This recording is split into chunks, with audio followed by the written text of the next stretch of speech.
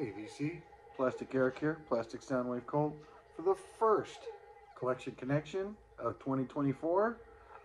The game that's just an excuse to talk about music. It's a game that I play with my brother Bryce over in good chum Ponsonby. Every Monday I do a video. He makes a connection to it in his collection. Makes a video on Thursday.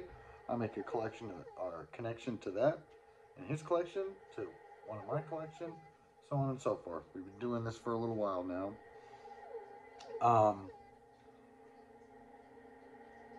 Bryce is on vacation, so he wasn't able to say in his video who had won the previous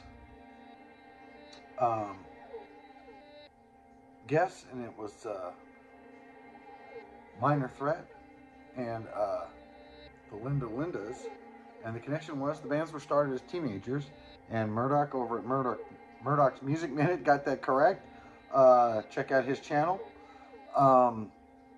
He's got one on the Kinks, and he's got a nice little video showing you some fireworks in Vienna. So if you get a chance, check out Murdock's Music Minute. The one for Bryce's, nobody had gotten the answer correct, so that makes it easy for me. I just have to tell the one from before. So with that, let's go ahead and get on with the show.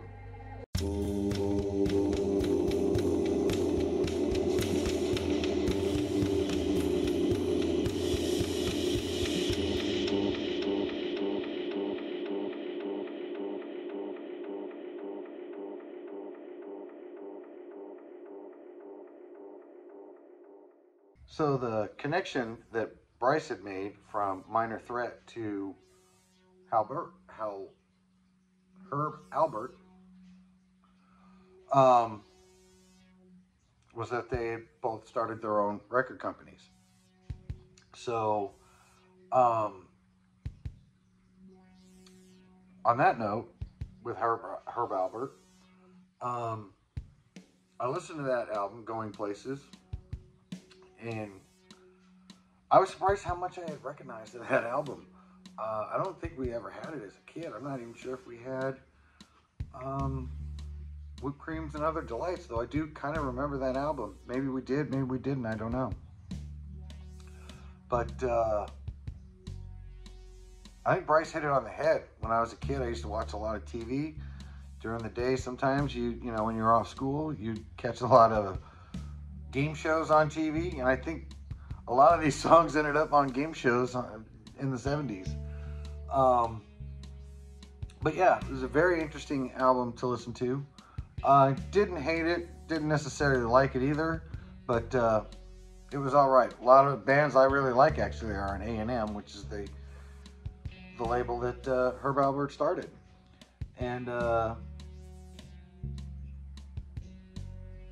yeah, when I looked up on him, I saw that the Tijuana Brass wasn't a real thing. It was basically the Wrecking Crew. I tried to figure that out, if that was the case, and I can't remember if Bryce was able to get back to me on that or not. But the album that I connected that to was the Moody Blues, Days of Future Past. Excellent album.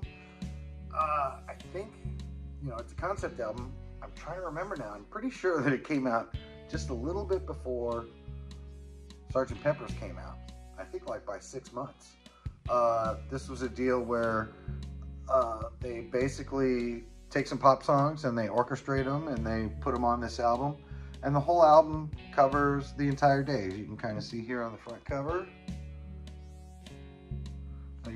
Yeah, it's nice. You can turn it around, and it's got the songs on there too, I think. Yeah. If you've heard this, it's an excellent album. Nights in White Satin, excellent song. Tuesday Afternoon, excellent song. I really do dig the way the guy talks at the beginning and at the end. And yeah, it's just a really good album all together. This one here I have, I think, is from the 60s. I'm not sure.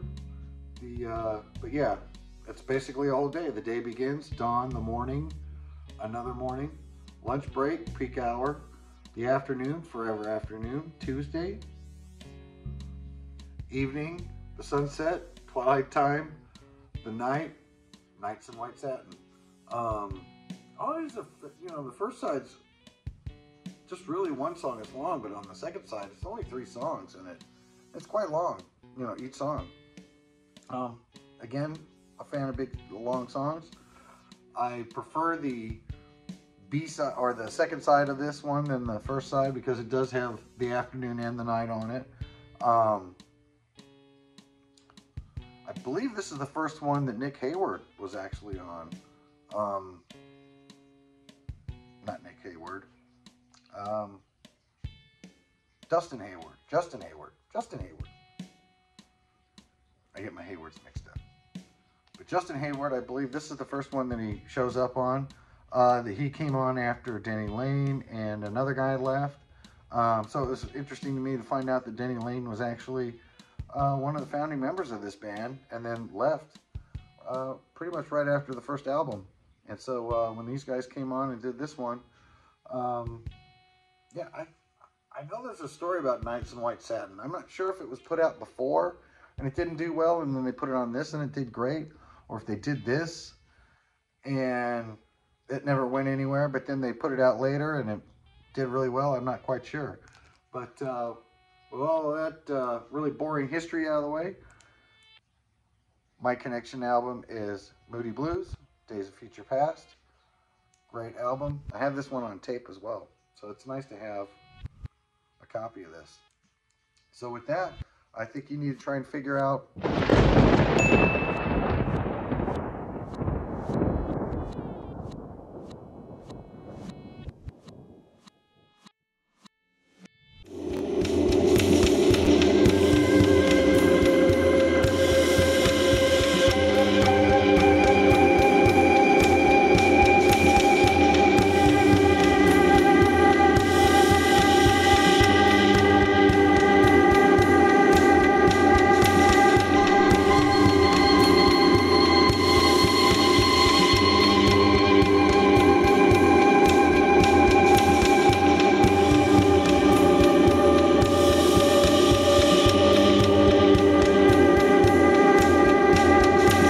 Meow Baby.